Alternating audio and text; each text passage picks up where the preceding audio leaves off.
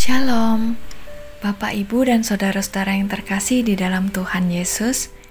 Kita berjumpa kembali di dalam perjalanan 50 hari hidup dalam karya kebangkitannya.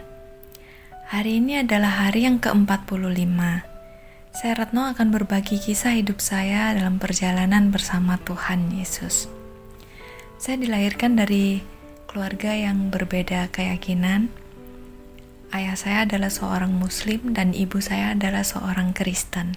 Kami tidak secara spesifik diajarkan untuk memeluk satu keyakinan tertentu, tapi orang tua saya membebaskan anak-anaknya untuk memilih keyakinannya masing-masing. Saya bersyukur kepada Tuhan waktu kecil saya diajak sekelompok mahasiswa praktek yang mereka praktek di gereja di kampung sebelah kami, dan mereka rajin untuk melakukan kunjungan dan mengajak saya untuk sekolah minggu. Dan saya senang sekali waktu itu dan rajin untuk ikut bersekolah minggu meskipun tidak ada saudara-saudara saya yang sama-sama berangkat ke gereja. Dan seiring berjalannya waktu itu SMP, saya masuk ibadah remaja, dan saya bersyukur ibadah remaja waktu itu saya termasuk anak yang paling muda gitu ya.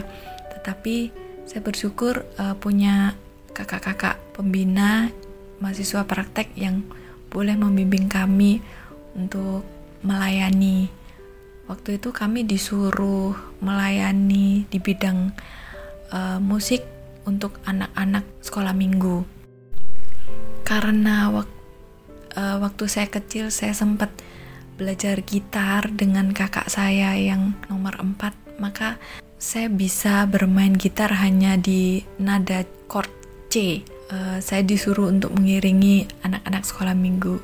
Saya bukan orang yang percaya diri dan termasuk orang yang sangat minder waktu itu karena latar belakang keluarga kami yang sangat sederhana, dan saya termasuk orang yang sangat tidak percaya diri.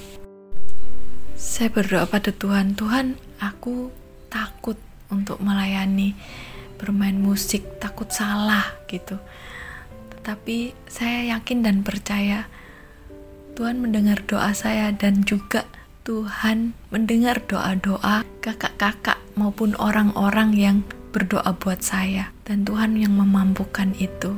Dan saya bersyukur juga saya boleh melayani di sekolah minggu, dan tiba waktunya waktu itu kakak-kakak yang pelayanan di gereja mereka akan menyelesaikan tugas praktek pelayanan mereka di gereja.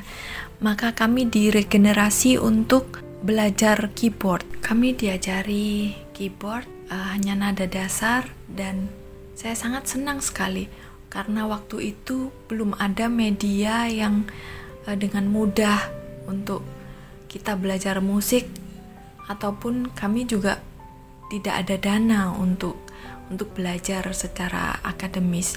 Dan saya berdoa kepada Tuhan, aku pengen belajar musik, Tuhan tolong aku.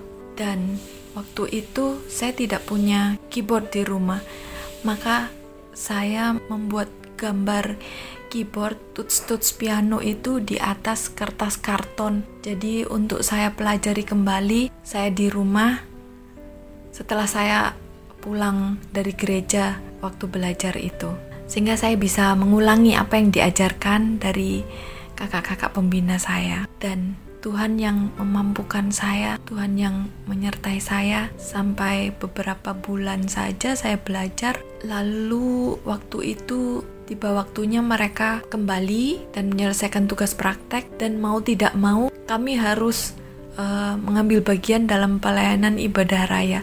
Meskipun gereja kecil, tetapi itu sangat sungguh membuat saya stres, dan saya rasanya takut dan gentar gitu. Aduh Tuhan, apa bisa ya, orang saya belum belajar banyak gitu.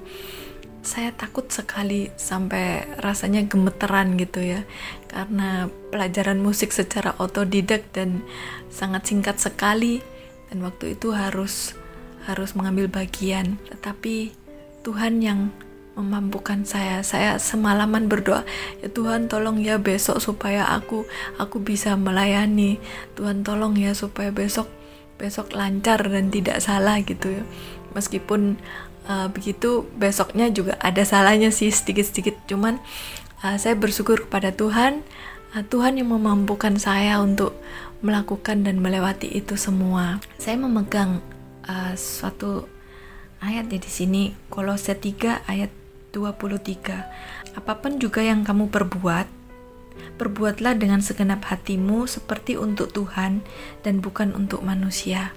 Dan saya lakukan semuanya itu hanya tertuju pada Tuhan, karena saya mau Tuhan dipakai Tuhan. Mampukan saya untuk melakukan hal ini, dan biarlah Tuhan sendiri yang mengembangkan talenta-talenta yang Tuhan sudah berikan kepada saya.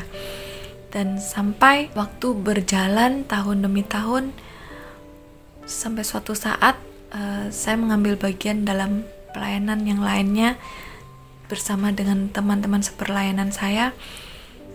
Namun pada suatu saat mereka banyak yang mundur dalam pelayanan, dan salah satu teman sepelayanan saya berpindah gereja, dan itu cukup membuat saya shock juga dan stres.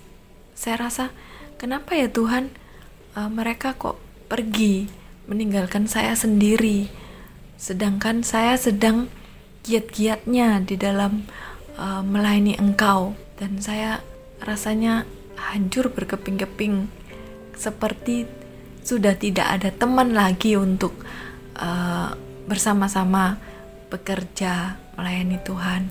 Sangat merasa sendirian. Saya bilang kepada Tuhan, Tuhan, kalau misalkan ini aku tidak ada teman, aku harus bagaimana ya?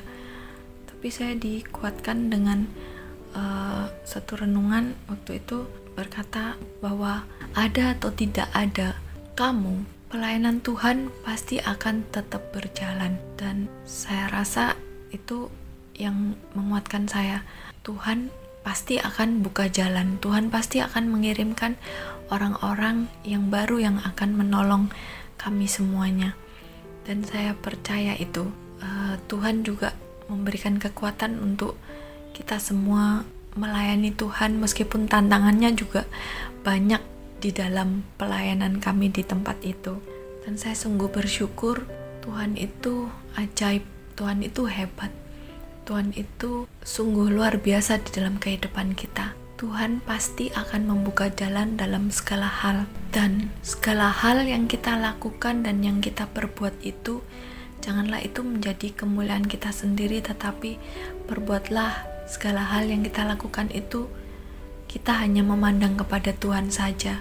Tuhan pasti akan memberkati kita. Maka apapun yang kita perbuat dan yang kita kerjakan, selalu memandang pada Tuhan saja. Meskipun banyak hal yang mungkin rintangan dan tantangan itu besar, tetapi kita terus tetap yakin dan percaya selama kita melakukannya dengan kemauan, kerelaan dan ketekunan dan hati yang mau dibentuk oleh Tuhan, Tuhan pasti akan menambah-nambahkan setiap talenta. Tuhan pasti akan mengembangkan setiap talenta yang kita miliki, asal kita mau dan percaya, dan kita mau dibentuk oleh Tuhan. Kita mau dipakai untuk kemuliaan nama Tuhan.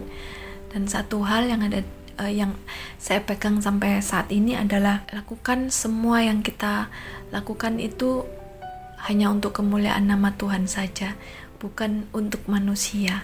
Bapak Ibu Saudara yang terkasih, dan biarlah sharing ini boleh menjadi berkat dan boleh menguatkan kita bahwa Tuhan Yesus bisa memakai siapa saja untuk kemuliaan namanya. Tuhan Yesus bisa memakai siapa saja, meskipun orang yang paling hina, Tuhan Yesus pasti akan memberkati.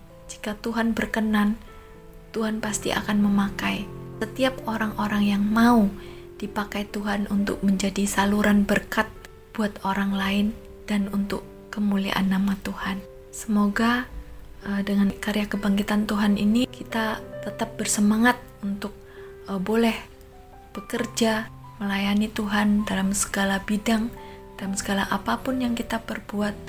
dan juga kita boleh menjadi berkat buat orang lain. Mari kita berdoa.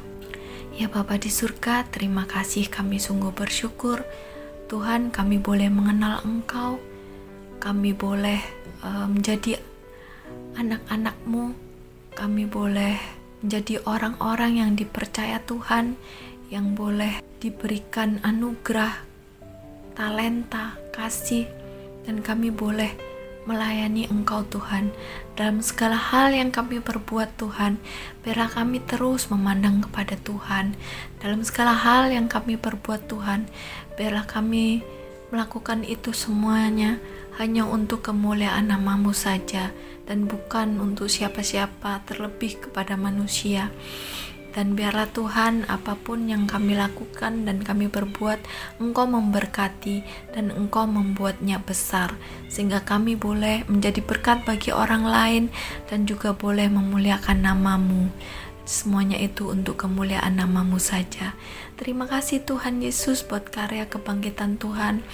Terima kasih untuk karya penyelamatan yang boleh kami terima, dan biarlah kami boleh terus-menerus menjadi saluran berkat dan membawa kabar sukacita itu buat semua orang.